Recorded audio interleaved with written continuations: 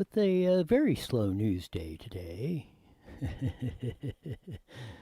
uh, as we go, you say that tongue in cheek. Getting ready to fire up on YouTube, probably on Twitch now. And we're getting ready to rock and roll on the old Facebook.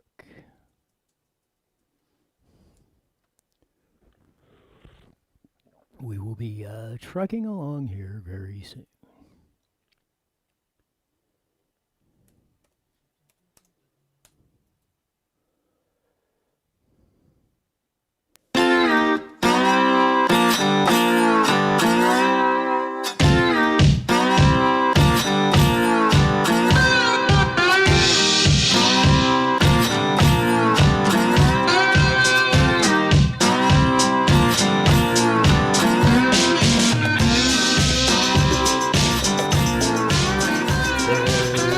Funky Swag Guitar Music that comes on every Monday through Friday, 11 at 5 on Facebook, Twitch, and Jesse's very favorite YouTube.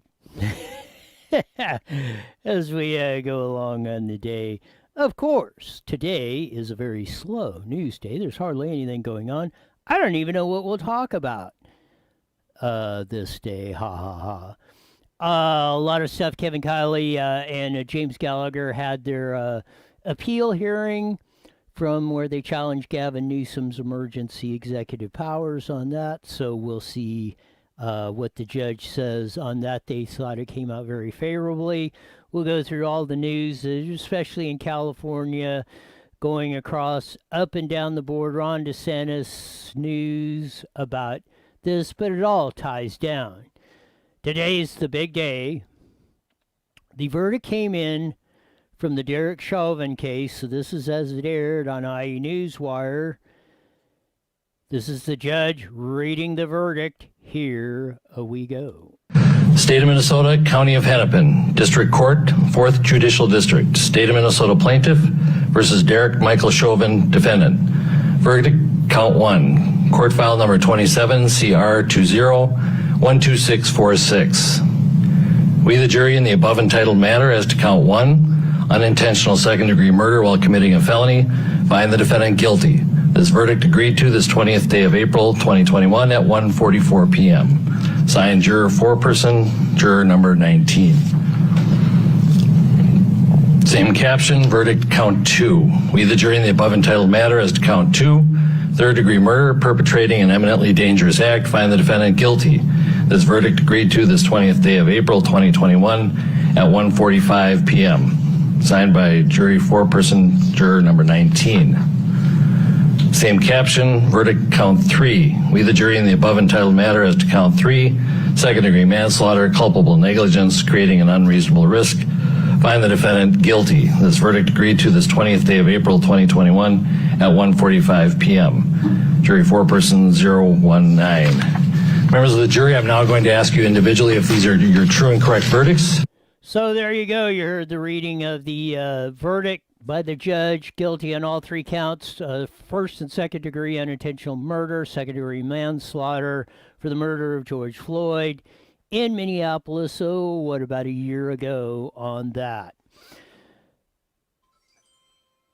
It was interesting to watch the comments fly by as the verdict was being read on some of this stuff. And to see the basically the line in the sand in this whole thing.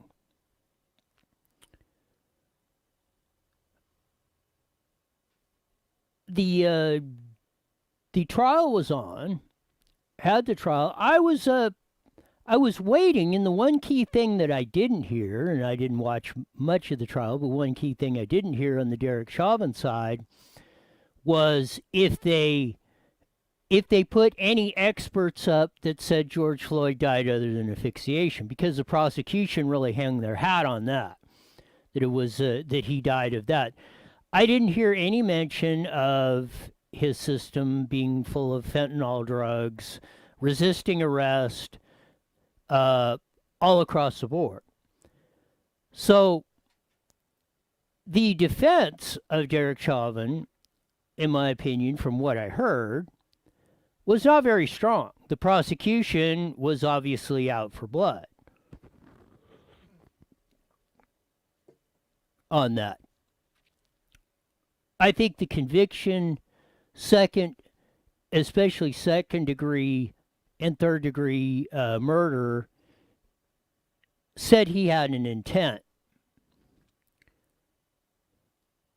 They didn't produce it. I saw any avenue that he had intent. Now, if the man died, my understanding of the law, and I'm not an attorney nor give legal advice, is in a murder you have to have some sort of intent. Somewhere in the process, second, third degree, somewhere in the process you went from, okay, now I have the opportunity. I didn't set out to kill. He didn't wake up in the morning of that and say, you know what, I think I'm going to hunt down George Floyd and kill him today. But what they determined is somewhere in that point, he did want to kill him. So basically, that's the way I see it, is the two charges. One was the manslaughter would be, well, you didn't intend to kill him, but your actions, knee on the neck, whatever, led to his death. So that would be like a manslaughter charge.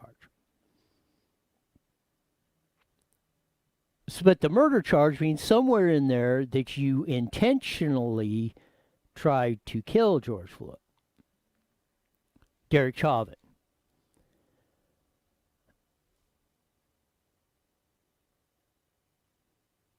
Again, there was lots of factors in this case. I think the judge made two very big errors in this case. One, not sequestering the jury, which we have more in the Maxine Waters and the whole thing coming up. We got some more videotape coming up on that. And two, griping about it yesterday, griping about Maxine Waters or public officials commenting on the case. Well, Judge, if you didn't want the jury to be influenced by public officials in probably the most highest profile case that we have out there that you know is going to be all over the news, then it was on you to sequester the jury. Now, there was a story of one of the witnesses that had a pig's blood or something thrown on his house. It was for Derek Chauvin.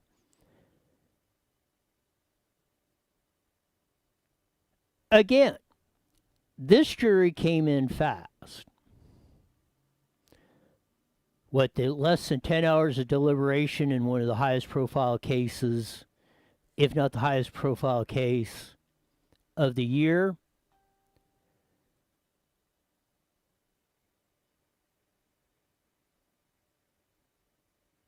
I think they were definitely afraid of what would happen to them if they did anything but convict Derek Chauvin of murder on that. They were afraid for their safety and their safety of their families because of the threats that were going on.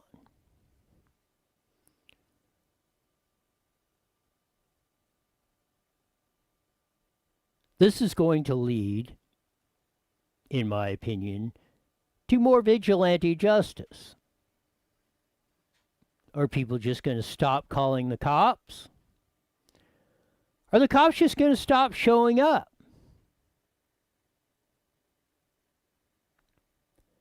Not only this, but you heard the Chaz and the whole rioting thing of that, especially, I'm saying the Chaz and deal in Washington and the one in Oregon. Cops were retiring and quitting by the droves.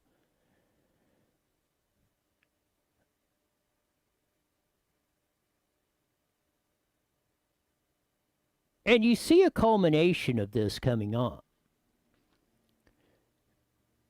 You're seeing crime. Lots of crime just does not go reported. Well, yeah, they go, crime statistics are down, da da da da da. Well, how much of it is not reported?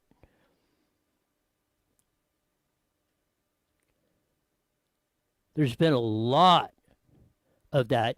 And then police officers, especially in California, and if we're going to put these constraints on them with the way they are now, they say, why arrest people for crimes? Because they're going to be out. As soon as we book them, we take them to jail. Heck, by the time I drive, one cop told me, but I drove down to Moreno Valley, booked him, finished my paperwork, drove up, guy's already back out on the street. Oh, why am I going to bother with this? Now, if we get down to dangerous crimes,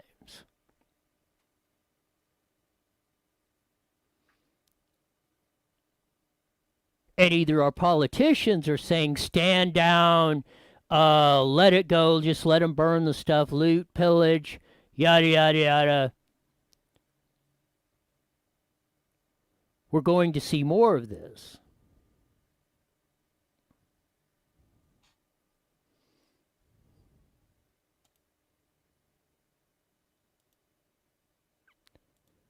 Because we look at stuff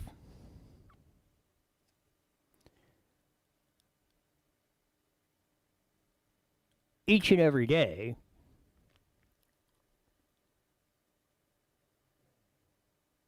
and we see the homeless taking over our neighborhoods, the rioters running intimidation,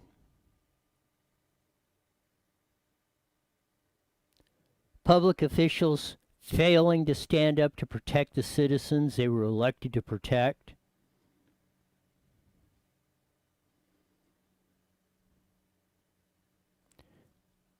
This is, I think, what the real problem is. Ron DeSantis, governor of Florida, signed into bill yesterday, an anti-riot bill,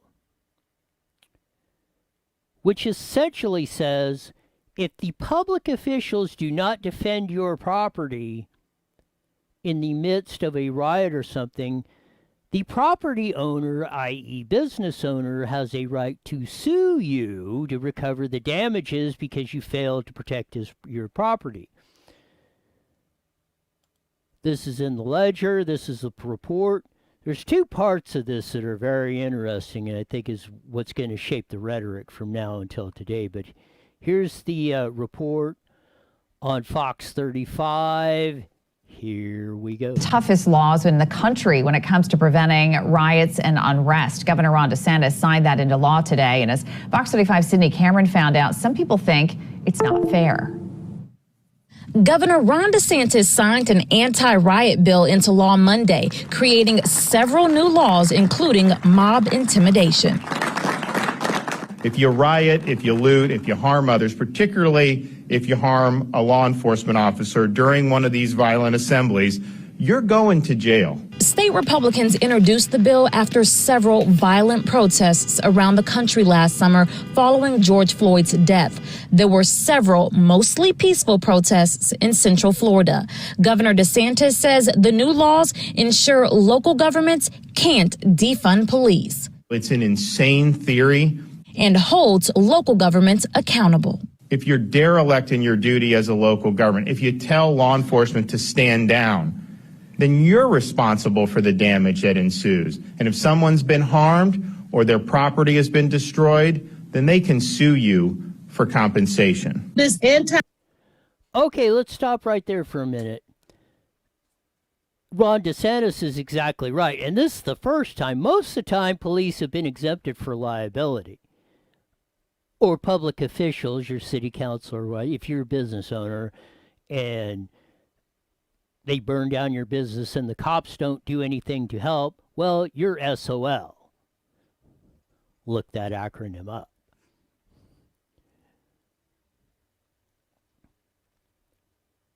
You know, if the fire department doesn't come when your house catches on fire, you have no recourse against the fire department. But Ron DeSantis said, in this situation, which I believe he is 100% correct, if they back down or leaders, police back down when there's rioting or looting, then they should be, this is one thing they should be held accountable for, Because, and in a lot of cases, it wasn't the police, it was the public officials, council members, chief of police that were backing down the rank and file cops. So I'm not putting the blame on them, I'm putting it on the leadership of the police department, the council members or supervisors or governors or whomever that's doing this. Now, this is bizarre. This is the lady that they're talking about that was against this. Here we go. Bill, this riot bill is not focusing on the issue that everyone is not policed equally in the state of Florida and in the country. Lawana Gelzer with the National Action Network Central Florida chapter says the bill infringes on people's First Amendment rights and is vague. The interpretation of the law is not spelled out. So now you got to deal with an officer who thinks he's an attorney, who thinks he knows what's best, and he's going to read in the law, oh, they out there protesting against me, therefore I can say they were behaving erratically and arrest them. The Southern Poverty Law Center Action Fund in Florida says several groups are looking at legally challenging the bill. Sydney Cameron, Fox 35 News. First off, the white bill, I want that lady to go talk to the lady we ran in New York City. Happened to be about the same shade of brown as this lady was, who said these thugs destroyed my business. The white bill? You want to talk about racism of that? And then trying to turn around, oh, well, the cops are just out there beating protesters for any... No. Protesters that are destroying property, blocking freeways, encroaching on our rights to drive on public roads that we paid for, deserve to be cleared out, and that mayhem stop. Those thugs and thieves that are burning businesses, grabbing stuff out of the stores by the cartful, ghetto shopping, deserve to be arrested, prosecuted to the fullest extent of the law.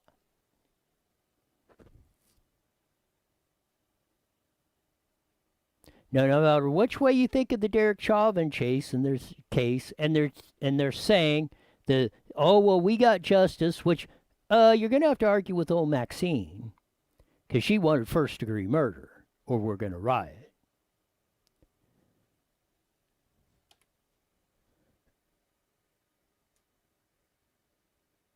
This is what we should be focusing on.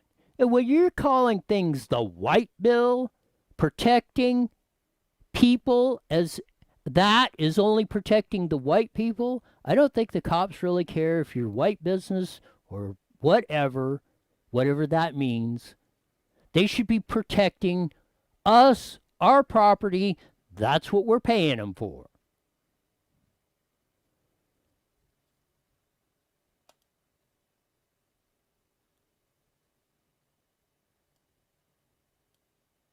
This guy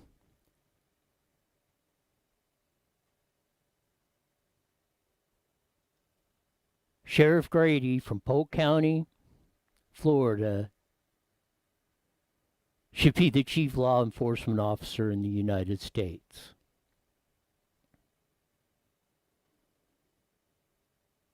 Here's what he said at the Ron DeSantis press conference that they didn't show you on the dominant media. Here we go.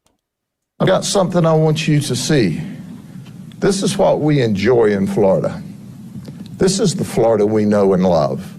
This is what our governor, our speaker, our president, this is what all these law enforcement officers and administrators and sheriffs and police chiefs and their officers do every day.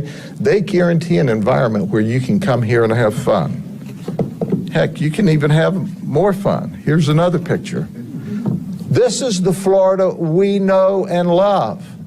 We're a special place. And there are millions and millions of people who like to come here. And quite frankly, we like to have them here. So we only want to share one thing as you move in hundreds a day. welcome to Florida. But don't register to vote and vote the stupid way you did up north. You'll get what they got. There's a reason that this place is fun. There's a reason why we have a 49-year low crime rate. And the same people that don't think we should have an anti-rioting bill or a rioting bill are the same ones that think we ought to let more people out of prison. And where they're doing that, as the governor and our speakers have alluded to, crime goes up. But it's not just crime that goes up, victimization goes up. The people in those states are hurt and killed, and their livelihoods changed, and their children are changed. I've got something I want you to see. So there you go. He said it exactly right. And he put the pictures out there. This is why you either vacation or live in Florida. Disney World beaches, great weather, kind of like it used to be in California. As he said, don't come down here with your goofball ideas. We aren't having it. That's what's called law and order. He said, we are protecting our citizens. I am protecting the citizens in the county as I was elected sheriff to do. We're not putting up with this crap. Not on my watch. This is law enforcement and elected officials working together to stop crime and protect citizens. Ron DeSantis gave Sheriff Grady of Polk County the tools to go out there and keep his county from being a hellhole.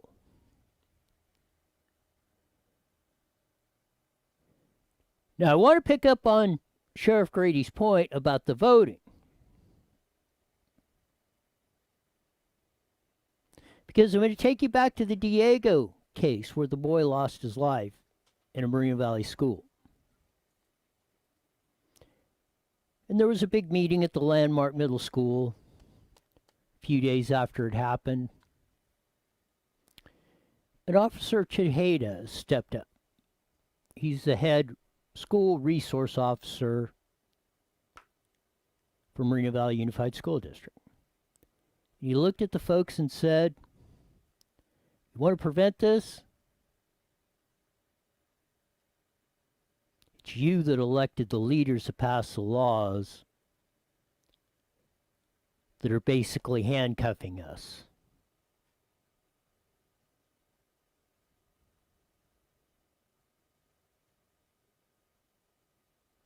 So despite all the hue and cries about reform and all this, well, we can always do things better.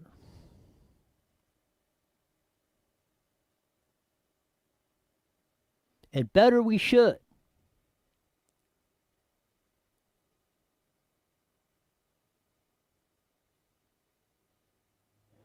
And that is stopping this stuff before it starts.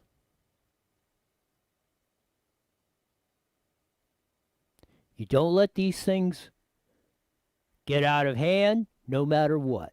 Police riots, anything else. And that lady who was on the first report in Florida, just like Maxine and everybody else trying to make a race war out of this, it's absolutely 100% will perpetuate what is going on. And this is why this is the kind of leadership that Officer Tejeda was warning about. It's Nancy Pelosi's response to Congresswoman from down there in South Central LA, the witch Maxine Waters, comment, well, burn down the city if he doesn't get a murder one conviction. Here's her response as it was shown on Fox News. Here we go. About this, let's put it up on the screen for everyone. She said, no, I don't think that Maxine Waters, should apologize. And the question posed, do you think that her comments incite violence, though? And she said, no, absolutely not. We are going to hear from the... Maxine Waters has been inciting violence, since we pointed out yesterday, since 1992 in the Rodney King incident up until today. They wanted to kick Marjorie Taylor Greene out of the Congress for things she said 10 years ago or something. But should Maxine Waters apologize or anything for the comments she made trying to incite riots of this whole Derek Chauvin case? No way, says Pelosi. That will get you law and disorder. And that's what it's designed to do. This whole make you hate, racism, everything going on is designed to make you hate one another, because that's how they control you. Make you fear this guy. He's going to do this. Whitey's doing that.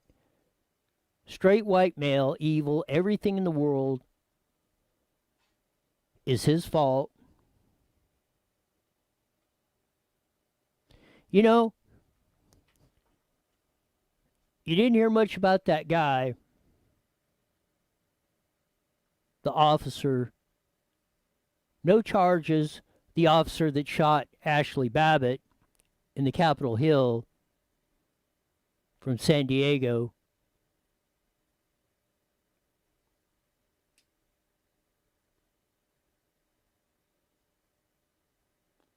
Oh, I think she was really dangerous to the cops. To the cop that was there. You don't hear no charges. Nothing.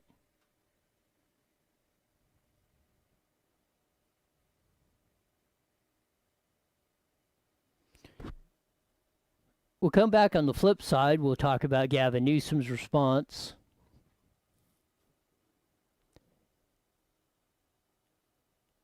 And we had the final cause of death of Brian Sicknick, the other officer who died a couple days after the January 6th incident in Washington, D.C., and how that narrative went.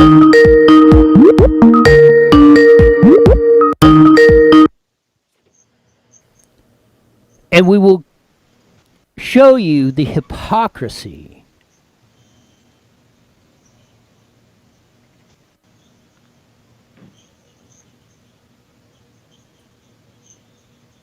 of what's been going on 1 minute in this society.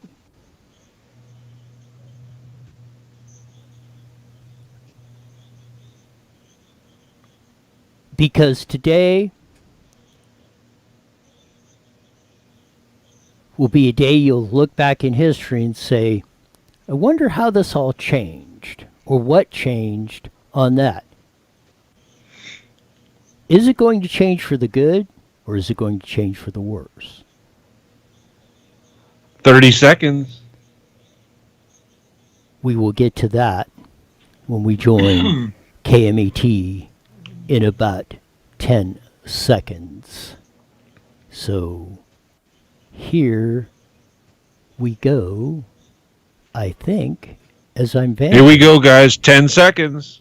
Viking.com. OEM Supply King. We got it! IE Newswire Daily is on the air.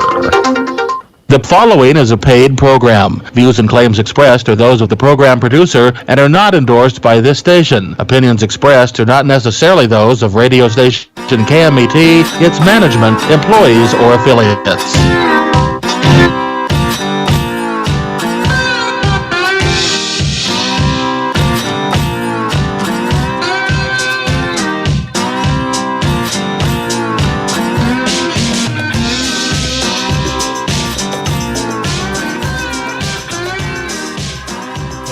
funky slide guitar music that comes on every Monday through Friday.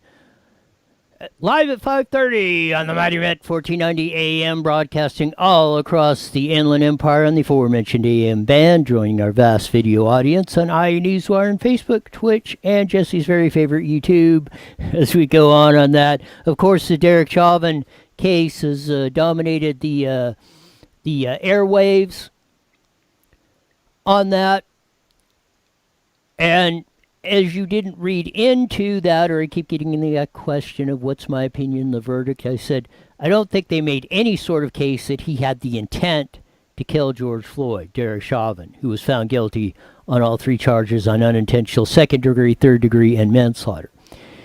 Even if you want to take, and the one thing that I said was Derek Chauvin's defense never did say that, or I didn't hear, could have, but I didn't hear that they come up with any other explanation than the prosecution's evidence that he died of asphyxiation, not of a drug overdose or anything else. So even if you want to say, or you want to take the prosecution side, that Derek Chauvin caused George Floyd's death over asphyxiation, to get a murder charge, my understanding, and I'm no lawyer to give legal advice, you have to say he had the intent to kill him. I don't think he ever, or there was evidence to show that Derek Chauvin had the intent to kill him. Now, if you came to the conclusion that it was asphyxiation that killed him, and that was the cause was Derek Chauvin's knee on the neck, then you would have the basis for a manslaughter charge of that, which means he didn't intend to kill him, but his actions did. It's kind of like if you hit somebody with a car and they die. They don't charge you with murder because you didn't intentionally go out and decide that. But if you ran a stoplight, were drunk, then that is a manslaughter charge. You didn't intentionally kill somebody, but you were the cause of their death. I think the jury was intimidated by all the from Maxine Waters on down, and if we don't get a conviction, we're going to burn the city, riot, and yada, yada, yada. So they just said, okay, here we go. We're afraid of our family, this and that. I think it's got a very good chance of winning on appeal. We'll get to that. Alan Dershowitz, the famed constitutional attorney, thinks the same thing. We'll play that clip in a minute. I don't think you've heard the last of the Derek Chauvin case, trial, court proceedings. And it's going to be interesting to see if they make that argument, and if they do, how the appeals panel will rule, because then it's down to 3 judges, not a jury.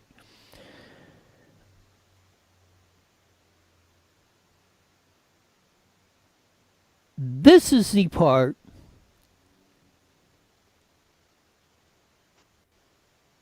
that really amazes me, and what I see the danger in this situation.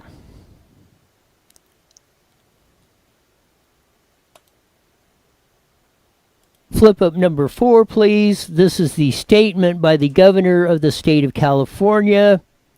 His hard truth is that George Floyd, if George Floyd looked like me, he'd still be alive today.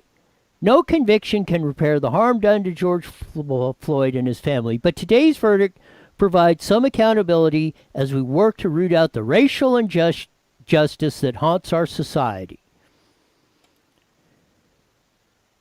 We must continue the work of fighting systemic racism and excessive use of force. It is why I signed some of the nation's most progressive police reform legislation into law. I will continue to working with community leaders across the state to hear concerns and support peaceful expression.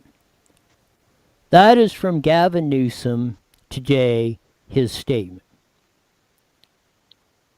Now, if there was ever a race-baiting statement that was ever uttered, that was it from Gavin Newsom.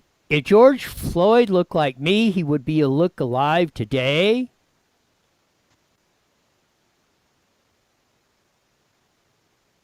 Really, Gavin? If you were trying to pass off fake $20 bills, high on drugs, resisting arrest,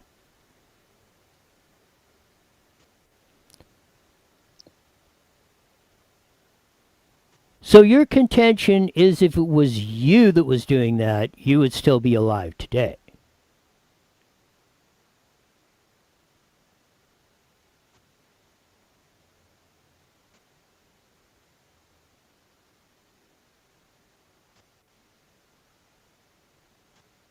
Now I'll take you back to 1981. And you've heard that it was a passenger, and at the time, the longest police chase in the state of California. I was an innocent passenger, but when the thing came to an end and the cops jerked me out of the ground and rammed my head into the ground as they pulled me out of the car with two 357s pointed to my head,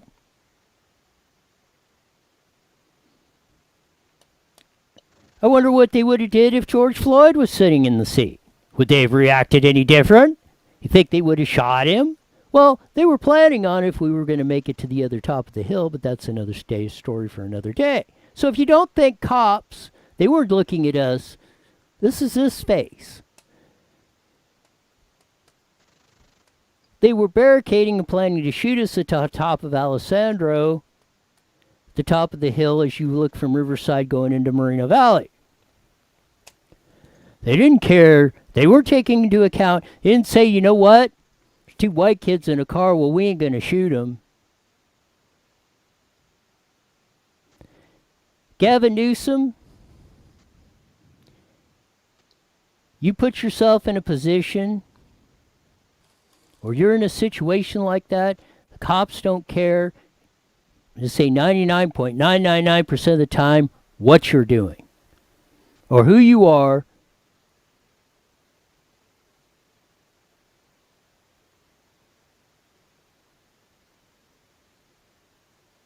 They're there to keep law and order and arrest the criminals or stop the harm or anything that can be done. Just in that situation, when you're going 100 miles an hour through traffic and stuff, that's probably a very dangerous thing to do. Just like burning down towns and stuff. How do you know there isn't somebody occupied in these buildings that they're torching? On top of that, a police officer or a retired cop got killed in these lootings and a lot of other things going on.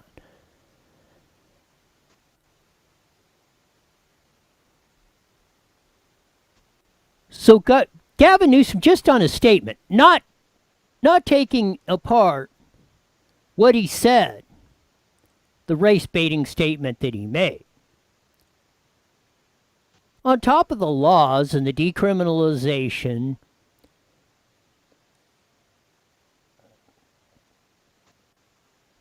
now, you know what Gavin Newsom's problem is to solving the crime in California? So they're going to start closing prisons.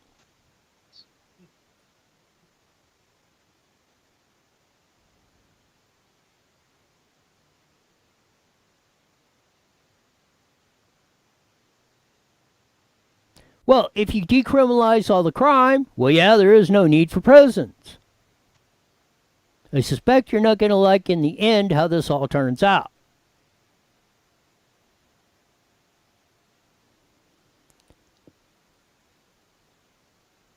If there was ever a reason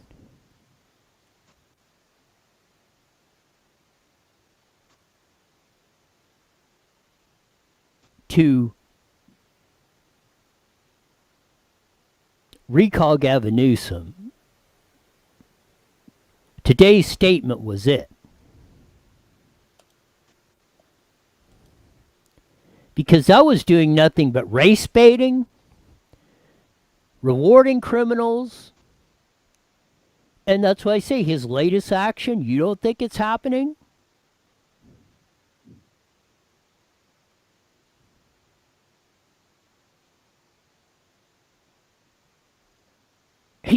That's his next deal. Well, yeah, we're so upside down on money now with all the giveaways. Well, let's just close the prisons now.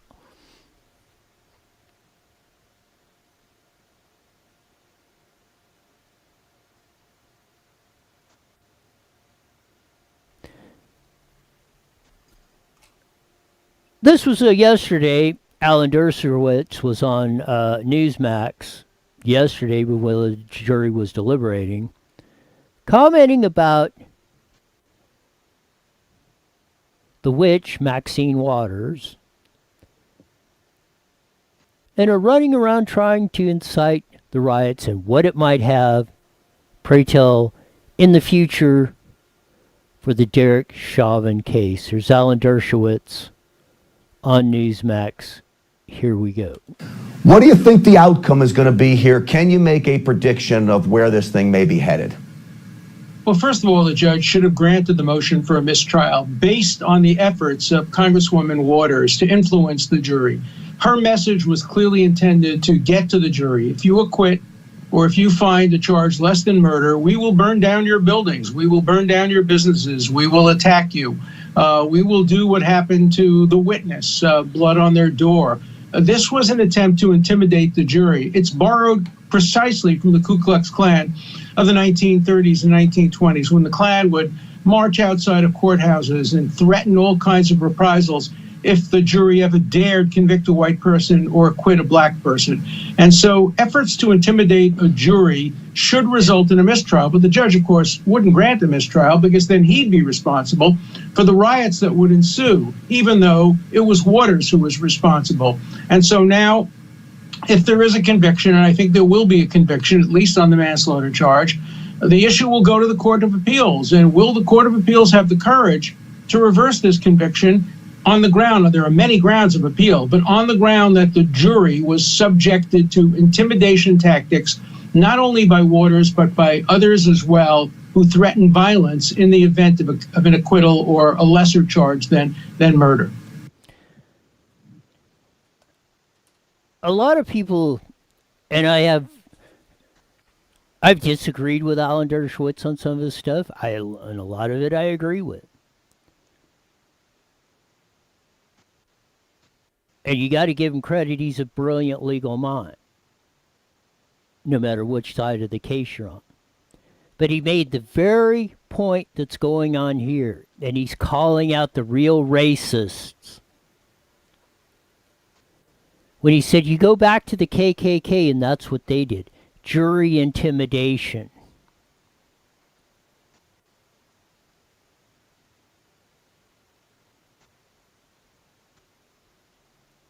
If we don't get what we want, we will burn it down.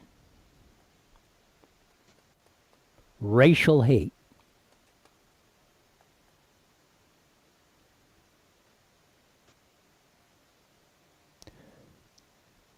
That's the danger of what went on today. And as Alan Dershowitz pointed out, the judge didn't want to take the heat by declaring a mistrial. The jury didn't want to take the heat for doing that from the intimidation tactics that were let go on.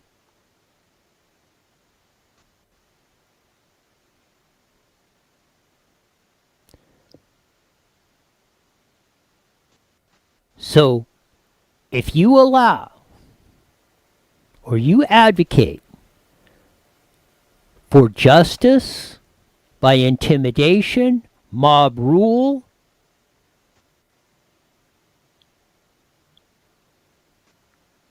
then you are no better than those that did it back then.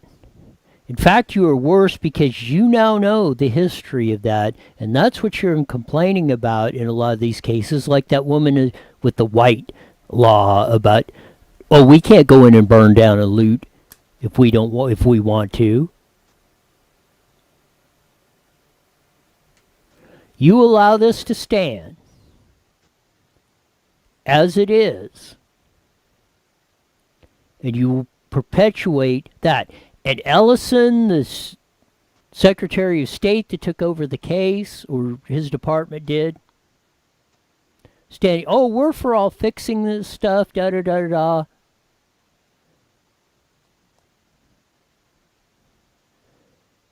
Baloney.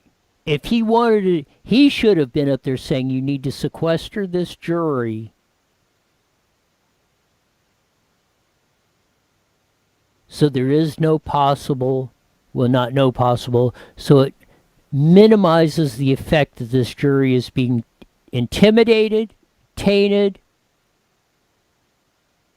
coerced into giving a verdict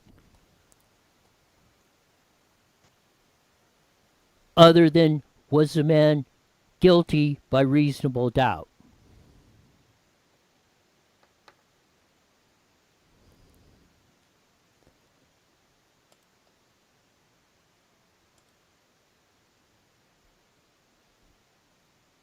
Because if you allow them to shape the law, then you allow them to shape the narrative. When the dominant media and our political representatives first feed us lies, if we don't buy that, then they will seek the power of the government to try and destroy you financially. If that doesn't work, then we will flat go after you tooth and nail.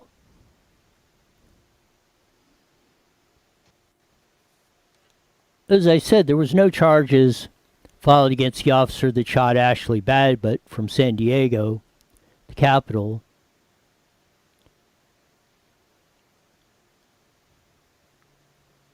I believe the only person who died as of an action of force. Then there was a Capitol Hill police officer, Brian Sicknick, who we heard the reports. They bear sprayed him. They beat him with a fire extinguisher, and he died 2 days later. This was released yesterday. Pull up number 4, please. Just in, Capitol Police Officer Brian Sicknick suffered 2 strokes and died of natural causes, medical examiner rules. Capitol Police Officer Brian Sicknick suffered 2 strokes and died of natural causes, the district chief medical examiner rule. The autopsy found no evidence of external or internal injuries, and Sicknick did not have an allergic reaction, and it goes on and on and on. He died of natural causes.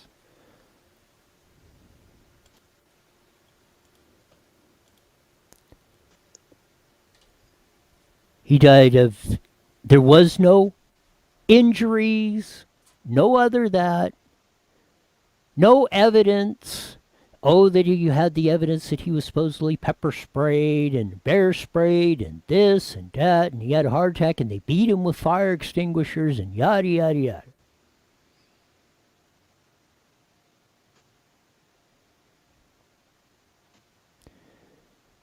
This was right after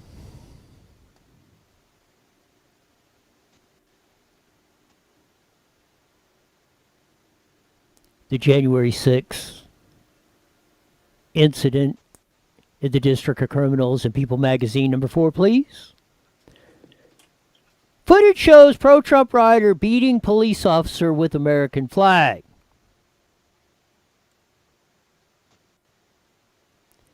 We got the whole rhetoric of stuff. That's in People magazine.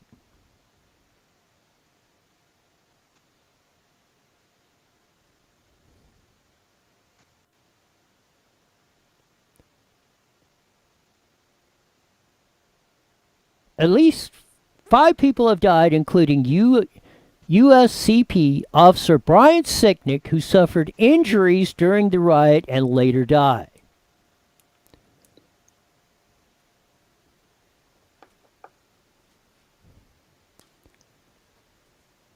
So they were reporting 5 days later. They were still carrying the rhetoric on there. Now over a year, we've been asking. People have been filing Freedom of Information Act. What happened to Sicknick? What was his cause of death? He died 2 days later of natural causes, no injuries from the riot. Yet they want to make you believe, or they tried to make you believe, that those in D.C.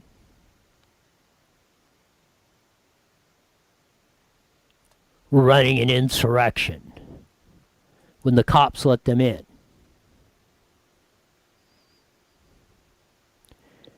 Just like today.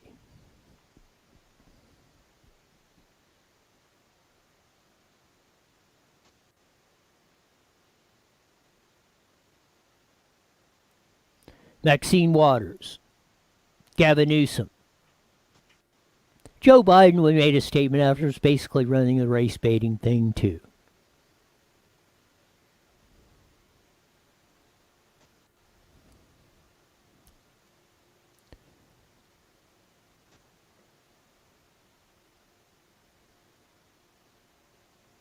And again, those are the ones that are creating the situation we're dealing with today.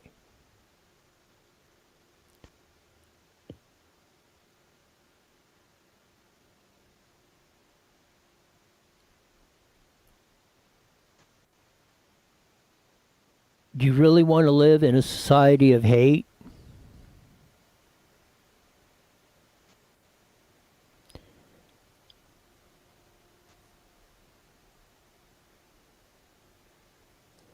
Because that's where the majority of that, just like Sheriff Grady in Polk County,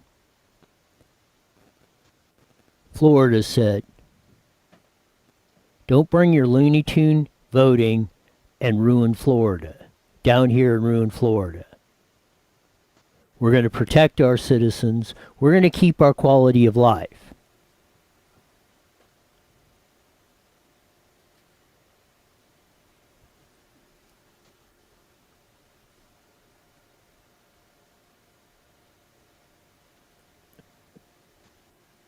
Or we can do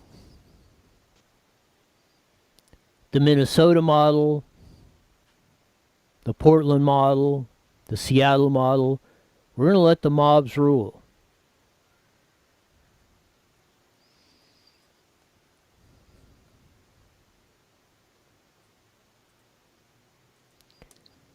And I will say this. If you let that happen,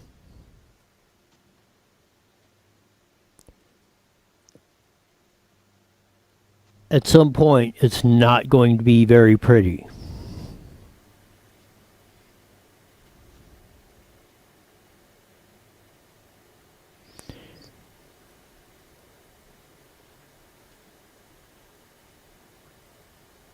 We've endured one of the last over about 12, 14 months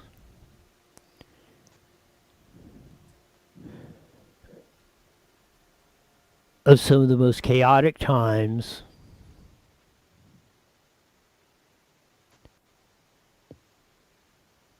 we had. And just as today's example, you think of all the stuff that went on the weekend, and we covered on that. You come in on Tuesday, and it's worse. It goes up exponentially.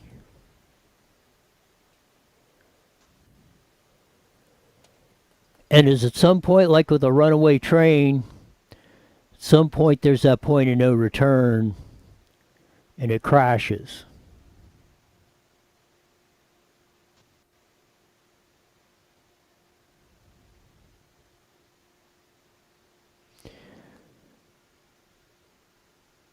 I don't think we want to be known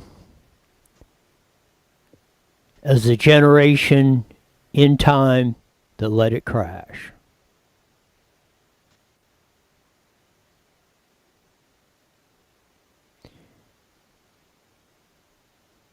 if we don't heed the wise advice, guys like Tejada, Grady,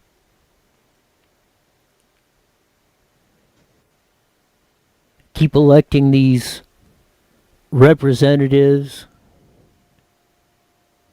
that keep hosing us, we will deserve what we get.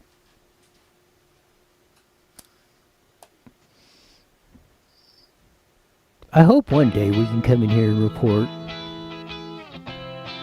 Just a pause. It would be much more fun. Of that. Hoping for that. Hope for the best. Prepare for the worst. We'll be back tomorrow on Wicked Wednesday. So be back here in 23 hours. Till then, see ya.